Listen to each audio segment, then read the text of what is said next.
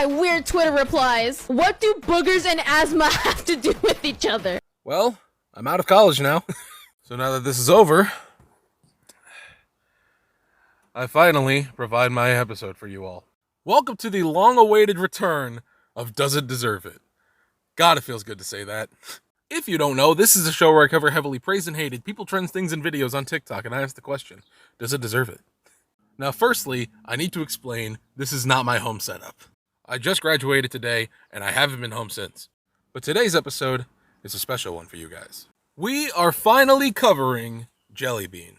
You guys, ever since the first episode of this series came out, have been requesting constantly for me to cover JellyBean, and I finally feel comfortable doing it. Now, I'll be honest with you guys, I have no idea if this is JellyBean's real TikTok account. I just found a video on it and I stitched it. But I do know that she did have a TikTok and her YouTube has over 2 million subscribers. Now, if by some weird means you have no idea who JellyBean is, she's a Minecraft YouTuber who makes very energetic content and also doesn't show her face. Now, the reason she was being hated so much is because many people found her content to be loud and annoying and called her every single bad thing under the sun. It got so bad to the point where she got doxxed, I believe more than once. And people just had her IP address just on them. It was insane. And I'm going to state my opinion a little bit early on this one. This is kind of a fucked up thing to do to a kid, because that's what she is. She's a kid. She's 17. She's not even able to vote. Like, damn. People also dislike her for the amount of clothes that she has, as if she has any control over that. A lot of people were trying to be like her by playing Minecraft, not showing their face, and putting a little animation over any time they talked. She had also been accused of saying the N-word in a Discord message that ended up being completely falsified. So what exactly warranted all this crap? Well, nothing really.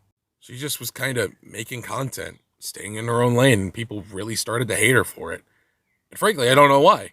Yes, you can absolutely say that her content sucks, but that doesn't give people the right to leak addresses on the internet. Y'all have been doing too much for no reason. But thankfully, the hate is pretty much cleared up. Or at least it's deflected off of JellyBean onto much worse people, but we'll talk about that next episode. But as it stands, I don't think she ever deserved it. Making fun of her was one thing, but doxing her was completely unwarranted. Especially considering, she's a minor. But at the end of the day, I'm glad the hate is mostly off JellyBean now, and I'm glad that her channel is doing much better. Because that was a weird time in the internet, wasn't it? But anyway, in the next episode, we'll be covering one of JellyBean's clones, Meowba. So strap in for that episode tomorrow. Thank you so much for watching this episode of Does It Deserve It? And if you have a request for anybody you want me to cover in this series, leave a comment down below. I'm so glad to have graduated college now, because now I get to make more of the content that I want to make. So stay tuned for much better content from here on out.